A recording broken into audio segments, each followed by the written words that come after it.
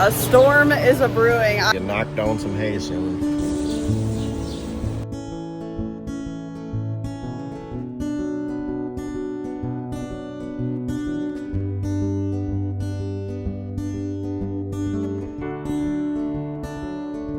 A storm is a brewing. I don't know. It's been forecasted that we're gonna have some pretty heavy storms roll through here in like the next hour or so. I don't know if I trust it. The clouds look a little dark, but I've seen them worse, so we'll see what happens, I guess. We are cleaning the calf barn right now, so at least they'll be in here if it storms. Well, it's hailing and every single one of our vehicles is outside right now.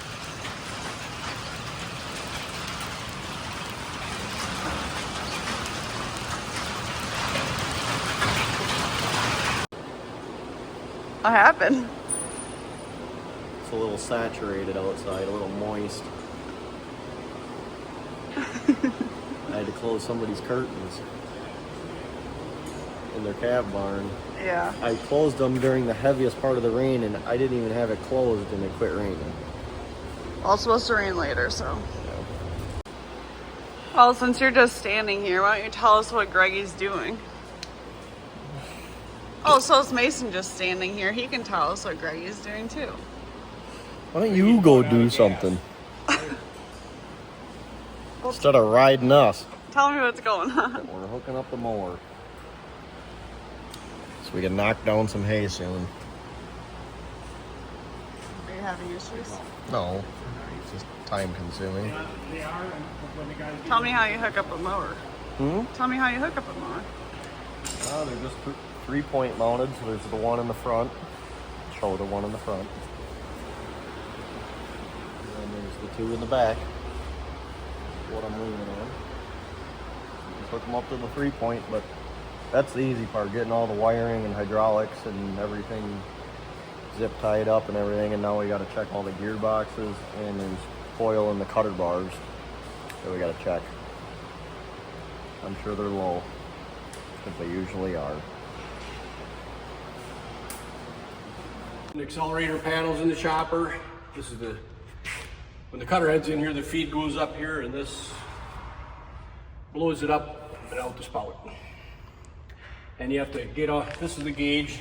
You used to have to crawl around up in behind there, and New Holland came up with this little fancy thing you put right here to set it. Now you get all the accelerator panels set, and then you go in the back and you adjust it. It's called the accelerator door. So they say you want to pick a nickel and drop a dime. So the difference between a nickel and the thickness of a nickel and the thickness of a dime, you want to leave a dime and pick a nickel. So that's how close you get the door set back there. And if you don't, it gets really gummy and blows hard in alfalfa. Corn silage blows no matter what you got, but alfalfa gets gummy. When alfalfa's perfect, it's really gummy, and it gums everything up. That's why you see water running on things, you know, so.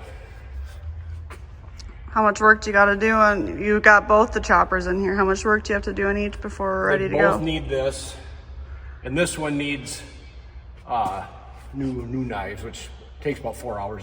That's a lot easier than doing this, I think. Putting knives in it, in a cutter bar, shear bar. Last fall, we had a foreign object go through this chopper, and it exploded everything.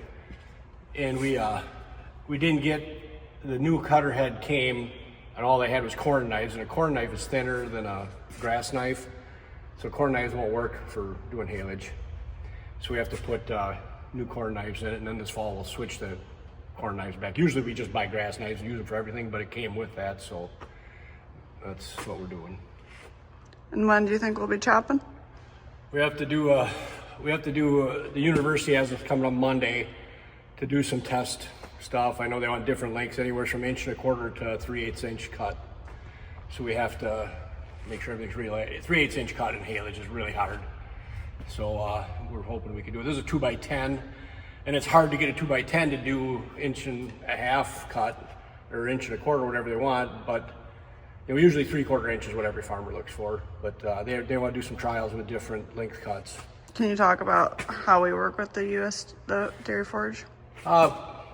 Probably 15 years ago, 20 years ago, we signed a contract to do all their forage harvesting for them. and they help. They have some stuff there, but they don't need to buy a chopper for 300 acres of hay and 300 acres of corn, so they hire us. So they do research on different feed going into cattle. Yes, yep, and then we cut it. I think Monday we'll sit there all day long and only chop 40 acres. But they'll have all kinds of professors or scientists, whatever you want to call them, standing around, and well, we're a cog in that wheel. we're part of the wheel. Yep. You can hear that they're sharpening the knives on one of the choppers all the way over here in the calf barn.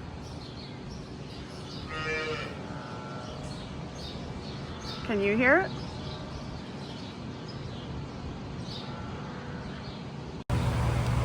We went and picked up new calves today. This is one of our new ones. So for those of you who might not know, we buy bull calves from a dairy farm, and we pick them up every single Friday. And so this is one of the new ones that we picked up. And this one is actually a girl. She's a free martin. That's what the white tag means. So when twins are born and one's a boy and one is a girl, the girl is usually infertile, and her repro system is usually not completely correct. And so they sell them, and they'll also just be raised similar to us steers are. Big stretch.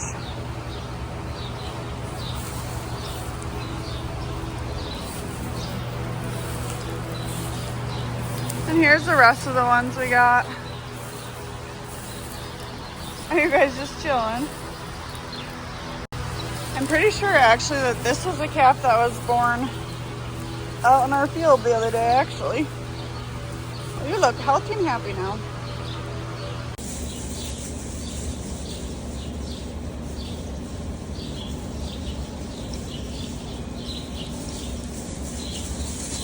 Avery and Brandon have been putting in a lot of hours spraying. Right now they're doing a lot of our custom work that they do for spraying, and so they have been starting each day at around 5 a.m. and going until all the jobs get done, because there are a lot of people they have to spray for, and they're also trying to battle the wind.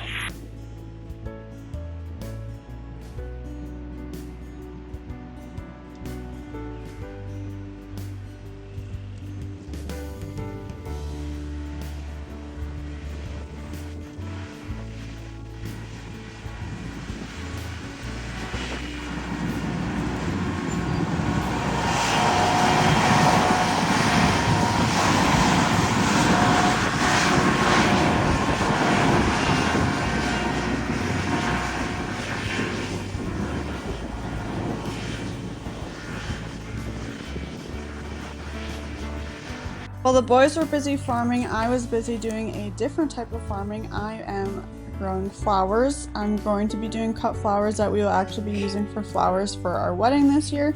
And so my grandma and I spent all day yesterday purchasing, planting all the things for our flowers that we're going to use for our wedding. So we are doing, in my garden, zinnias, geraniums, snapdragons, and dahlias. So if you or your wife or anyone you know plants cut flowers and you have any advice for me, let me know, because I'm trying to make these last until September. So any and all advice would be much appreciated.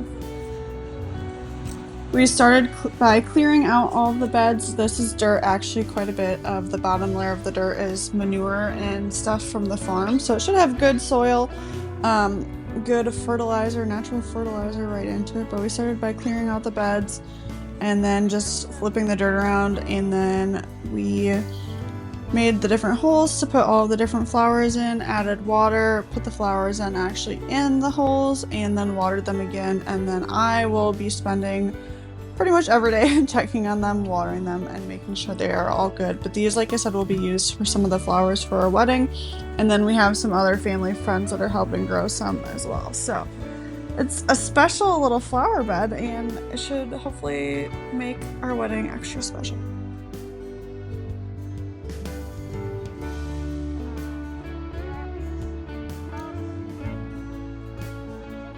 That's going to be it for today's video. We are officially done planting and are heading straight into hay season, so stay tuned for that. Thanks so much for watching. Bye!